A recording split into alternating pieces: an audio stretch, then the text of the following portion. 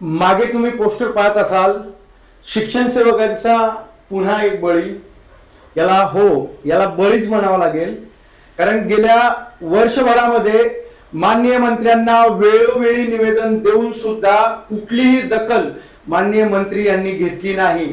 शालेय शिक्षण मंत्र्यांना ज्यावेळेस डिस्कशनसाठी गेलो असता एक शब्द सुद्धा, म्हणजे ज्यावेळेस आपण निवेदन देतो ते निवेदनावरती चर्चा करण्यासाठी सुद्धा एक शब्द मंत्री महोदयाच्या तोंडातून निघत नाही. आणि अशामध्ये गेल्या 15 दिवसामध्ये हा 4था-5वा शिक्षण सेवकाचा बळी या ठिकाणी प्रशासनाने घेतलेला आहे असं म्हणावं लागेल.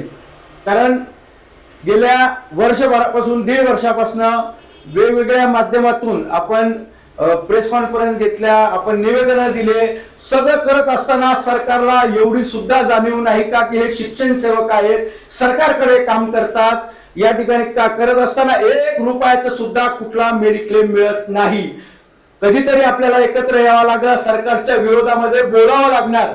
हो, आम्ही शिक्षण सेवक आहेत, आम्हाला पिंजऱ्यामध्ये अडकून ठेवल्यासारखं, आम्हाला गव्हर्नमेंटची नोकरी आहे, सरकारी नोकरी आहे. मग सरकारी नोकरी असली म्हणून काय झालं? तुम्ही आमच्या हक्कावरती जर हक्कावरती जर बोलणार नसाल, आमचे हक्क जर सोडवणार नसाल, तर आम्हाला सुद्धा आता ह्या तुम्ही टाकलेल्या पिंजऱ्याच्या बाहेर येऊन या ठिकाणी बोलावं लागेल. तर हा संताप कशासाठी आहे? तर हा संताप आहे शिक्षण सेवकाच्या प्रश्नासंदर्भामध्ये.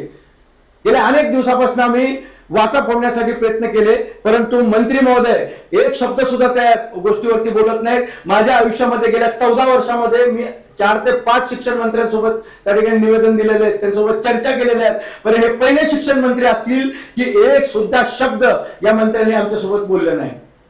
हा कितवा बळी आहे? अजून किती बळी हवे शिक्षण सेवकाचे हे सरकारनं सांगावं. आता कुठेतरी ही म्हणण्याची वेळ आली की सरकारचं डोकं ठिकाणावर आहे का? शिक्षण आज हा शिक्षण सेवक, तरुण शिक्षण सेवक आज याचा अपघाती निधन झालेलं आहे. आणि का झालंय? जनगणनेचं काम करत असताना त्याचा ऍक्सिडेंट झाला आणि त्या ऍक्सिडेंटमध्ये हा शिक्षण सेवक एक्सपायर झाला. 1 रुपयाचं सुद्धा मेडिक्लेम, 1 रुपयाचं सुद्धा शासनाकडून कुठलाही आर्थिक लाभ या शिक्षण सेवकांना मिळत नाही. आम्ही नोकर नाहीये का? आम्ही सरकारचे कर्मचारी नाही आहेत का? जर आम्ही सरकारचे कर्मचारी नसेल तर आमच्या आंदोलनावरती आणि सरकारच्या विरोधात बोलण्यावरती तुम्हाला कुठलाही अधिकार नाही आमच्यावरती कुठलाही कारवाई करायचा. आम्ही खूप सहन केलेलं आहे, यापुढे आम्ही सहन करणार नाही. किती दिवसापासून आम्ही, आज करतील, उद्या करतील, गेल्या 1 वर्षापासून कोल्हापूर खंडपीठामध्ये याचिका दाखल केल्यानंतर शासनाकडनं एक सुद्धा अफिडेव्हिट दाखल केला जात नाही. का केला जात नाही? आम्ही माणसं नाही आहेत का? आम्ही कर्मचारी नाही आहेत का? एकदा सरकारने सांगावं तुम्हाला काहीच मिळणार नाही. किती दिवस आम्ही या अपेक्षावरती जगायचे?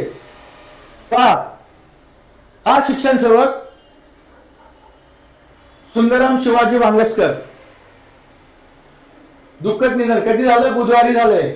आणि जनगणनेची ड्युटी करून परतताना लातूर जिल्ह्यातील चाकूर मध्ये झालेल्या अपघात जिल्हा परिषद शिक्षक सुंदरम वांगस्कर यांचे निधन झाले.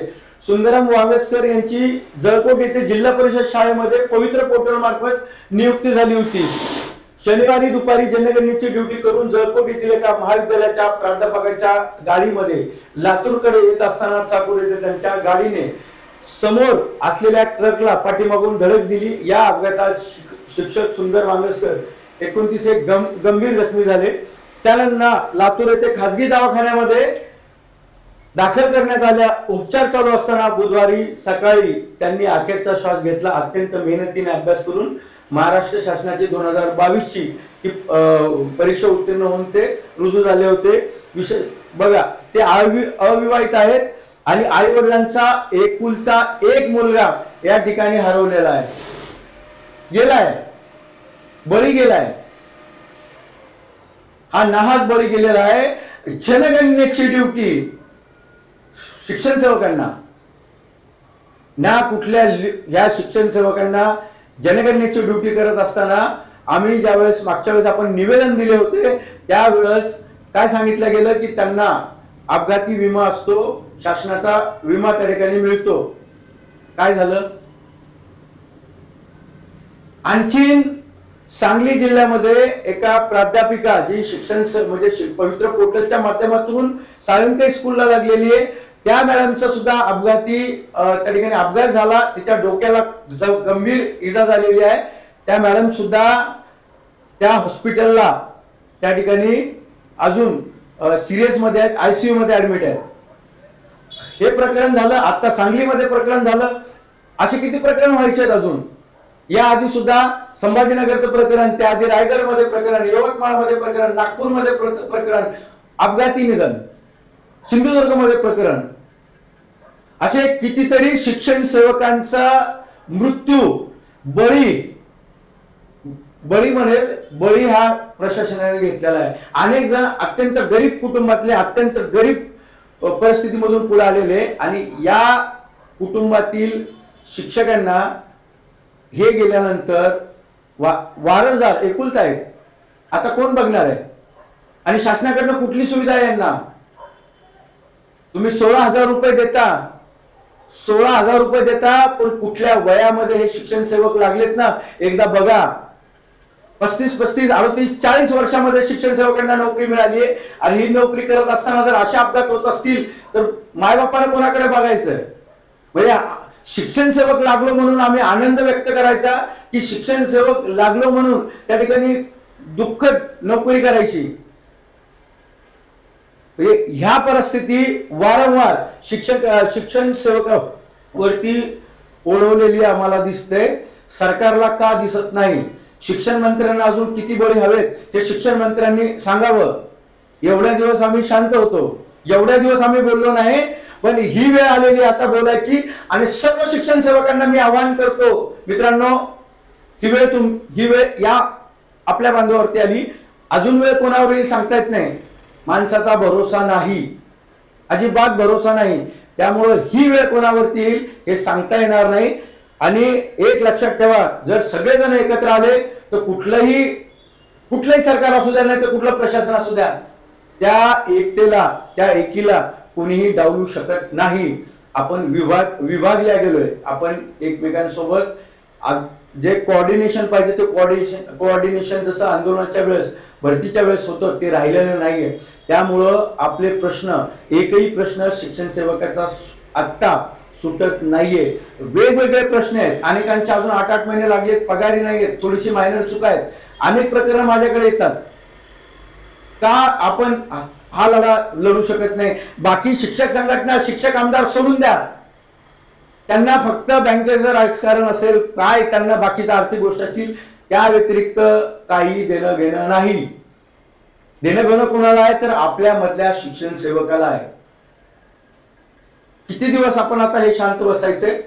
ही वेळ आता शांत बसायची नाहीये, ही एकत्र येऊन लढण्याचे, आणि ते आपल्याला लढावं लागणार आहे.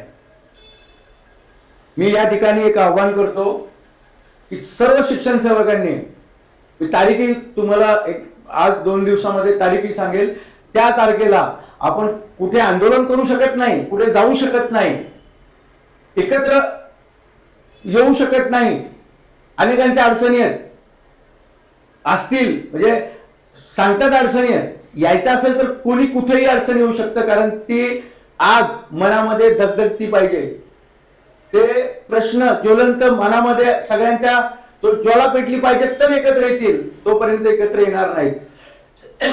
तरी सुद्धा मी शिक्षण सेवकांना आवाहन करतो की तुम्ही ज्यांची शाळा सुरू असतील किंवा जनगणनेवरती असतील, जिथं कुठं असाल तिथून एक निषेध व्यक्त करणार, हाताला काळी रिबीन बांधून या शिक्षण मंत्र्यांच्या धोरणांचा, शालेय शिक्षण विभागांच्या धोरणांचा एक निषेध म्हणून जर आपण 1 मिनिटाचा 1.5 मिनिटाचा प्रत्येकाने व्हिडिओ जर टाकला आणि तो सोशल मीडियाला जर पोस्ट केला, तर मी इव्हन सांगतो, जवळपास महाराष्ट्रामध्ये 25,000 ते 30,000 शिक्षण सेवक काम करतात.